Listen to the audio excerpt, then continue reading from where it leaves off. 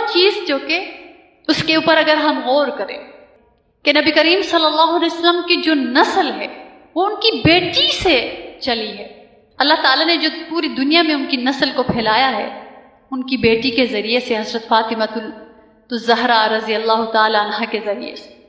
लिहाजा नबी करीम सल्लल्लाहु अलैहि वसल्लम ने कुरान मजीद की रोशनी में बेटी की औलाद को अपने अहले बैत और अपनी आल करार देकर, जो बेटी को इग्नोर किया जाता है माशरे में, बेटी का मकाम और मर्तबा अल्लाह के महबूब सल्लल्लाहु अलैहि वसल्लम ने बुलंद फरमाया है और जाहिली समाज के बंधनों को तोड़ दिया।